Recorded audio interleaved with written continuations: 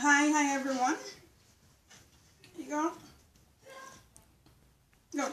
I see I have neglect, reject, abandon, like, hate, hurt, and it says most people does not know what that feels like. And on the other hand, there are people that will never know what it is like.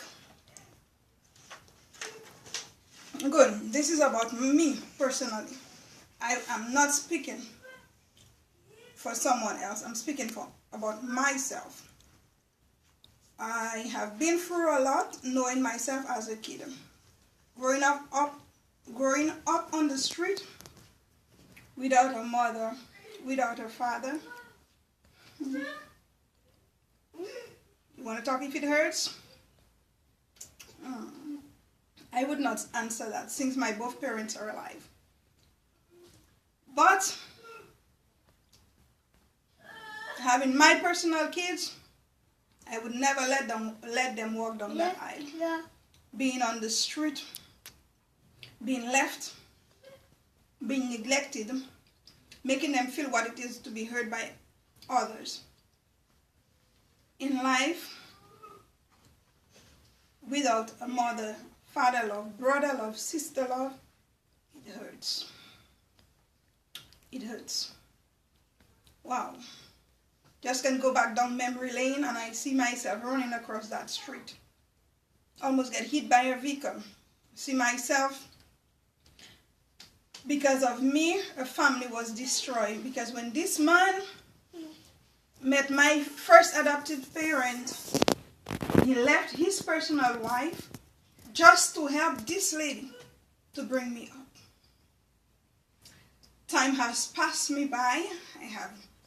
I had known this man. He is no longer alive, but he lives within me. Yes, he lives within me. I just wish I could have him, to talk with him. Maybe just give him a hug and just say thanks, because there is nothing much I can give back to him but love. That I will never get to do, since that he has passed away at a very early stage in life. But I live with the love that he had shared with me and with my first adopted mother. They were two beautiful, loving persons. And my life, wow. I know what it is to be hurt. I know what it is to be hated by others. I know what it is to be disliked by others. And not too long ago, somebody told me, is it because that I had no parenting wood? That's why I choose to make my 7 kids. I will not say all the way that is the reason.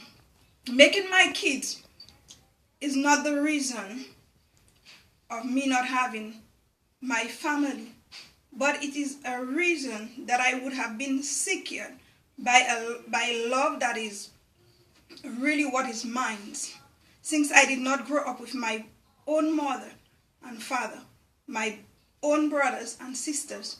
Brothers and sisters, oh my God, you really have to count, because I got them all. But to grow with them, to know what it is to have family love, I had never had that type of relationship with my real brothers and sisters.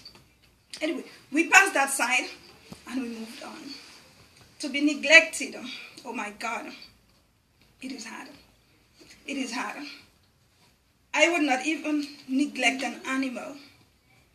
I have no heart for that, because neglection is a way of neglecting. It's a way of reject. Being rejected in society today, you don't count.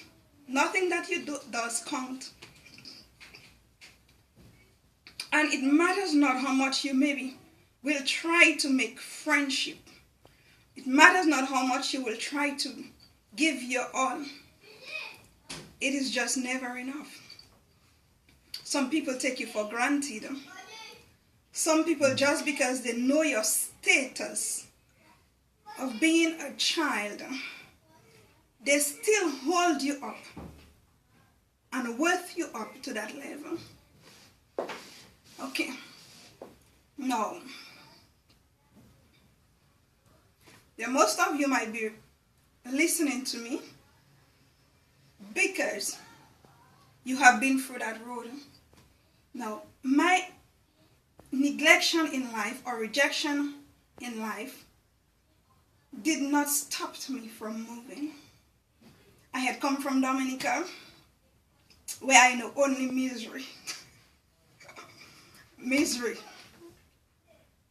I still remember that old house where we lived before.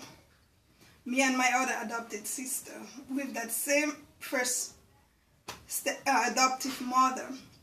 And when we would lie down, there was some part in that little zinc and wooden house that we could see the roof. And when the rain would fall, we would take one of the utensils that we normally use at night time to urinate and would collect water with it. I mean, I can remember all the antique chairs and tables. Wow, great memories. Sometimes I wish my kids could understand why I'm so overprotective over their lives. Because they never know what that part of life is. Even I would not like them to go through it. But at least if they just could just see what it had almost been like for me. Almost. Because they will not be experiencing it. But to walk into that house and that you can watch through the wooden split and sometimes see who is outside your door. Or see what is going on in the neighbor's house. Or look at the sky and you can see when it's full moon sometime because the holes was huge enough. Through that zinc, I mean, God, it is still amazing. And I don't recall myself hating anybody because of neglecting me, refusing me, hurting me, disliking me, or anything like that. What I try to show people in life, especially young children that has their family and their lack of respect for their families. Sometimes it's their mom, sometimes it's a family member. And I said, most of the times I said to them, you do not know what it is like to go through any hurt in life. As young and tender as you may be today, your parents have struggled to have you here. They know what it is to be responsible and they have loved for you. Because if not, you maybe would be thirsting my past life. My past life was living on the street as a child when I needed to be at school learning. My past life was going river morning time with my adoptive sister who had to attend school afternoon time. It wasn't because of my adoptive parents' fault. It was because of my real parents' fault. But what can I say? It had happened. Life goes on. The times when I ate off the garbage, it's tough, but it happened. My kids had never eaten from garbage and never even eaten from a metal container. I give my children first priority. I always give them the best that I can afford. Because I always see myself, and for most of us that grows up in the Caribbean, we knows what it is like scrubbing the Coca-Cola can soda or the Sprite soda and making out our glass out of it or our cup out of it. Some of us knows as children growing up in the Caribbean, sardine cans, corned beef cans, Vienna sausage was the top one that we used as cups and little holders for maybe our meat or our sauce or extra little things like that. and we're still here. Some of us went through a lot. Some of you has no idea what we have been through. Sometimes it hurts when people hurt you. Sometimes when people hate you, you does not have to do a freaking thing to that person. They are just meanful people, or their spirit just does not accept you. And you have to live with it. When you're young, when you're small, when you're alone, everybody takes advantage. Everybody push you on the side. Everybody grab you on the side. Everybody dislike you just because your first parent, your real parent, never had the audacity to have some kind of a love for you. No. Most people, when they grow older, they revenge in life and they go on doing things. The only thing that I can say that I had done in my life was to go on and be married. I always smile. If you ask me, do I cry? Yes, I cry, because I'm not perfect. Those things often go out of hand, yes, but not to the extent that I can hate and kill somebody. Because I know in the midst of my troubles, in the midst of my drama, there are those that have greater problems than I do.